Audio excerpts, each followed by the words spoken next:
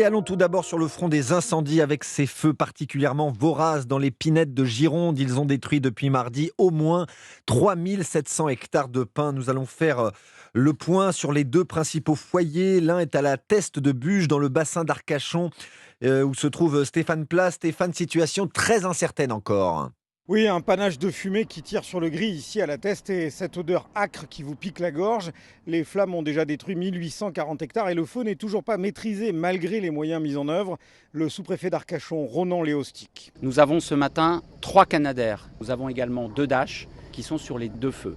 Toutes les heures sont des heures cruciales. Aujourd'hui, aucune habitation n'est à ce stade menacée, mais le feu progresse tout de même. Et le commandant Laurent Delac des pompiers de la Gironde insiste sur les difficultés d'accès ici dans le secteur de la Teste. Sur la Teste, la partie forêt usagère qui est plusieurs milliers d'hectares, sa spécificité c'est qu'il y a des petits cheminements, il n'y a pas de grandes pistes, il y a des petits chemins, donc des difficultés à progresser et des difficultés à se croiser. On y arrive, mais ça peut prendre plus de temps et si on a un véhicule qui est bloqué parce qu'il y a une panne, ça impacte fortement. Et en plus, on a une forêt très sale avec des endroits où on ne peut pas pénétrer avec des véhicules, donc il faut descendre à pied si c'est possible. Puis si c'est pas possible, la poche de forêt brûle. L'objectif à ce moment-là, nous, c'est de la contenir sur sa surface. Et pas question d'autoriser les milliers de vacanciers évacués à revenir dans leur camping, ne serait-ce que pour récupérer leurs tentes ou leurs remorques. Merci Stéphane Plas. Voilà la Teste de Buche où le ministre de l'Intérieur est venu hier visiter Claire de 30 minutes de Gérald Darmanin pour notamment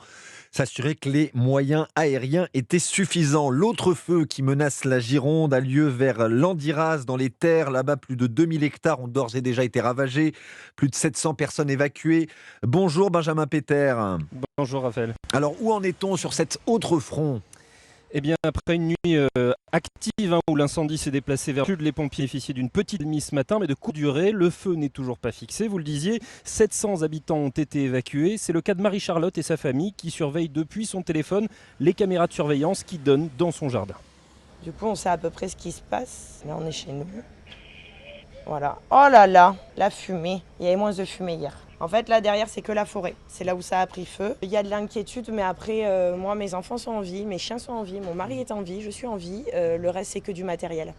Voilà, alors elle et son mari ont accueilli dans leur restaurant Cabanac, le village voisin, d'autres personnes évacuées hier soir par solidarité. Un internat a ouvert ses chambres sinistrées. Audrey, elle, est logée chez des amis. Elle a rempli sa voiture hier soir et elle est partie. 2-3 vêtements, quelques jouets d'enfants, quelques souvenirs, quelques photos, et puis on s'en va, quoi. C'est angoissant.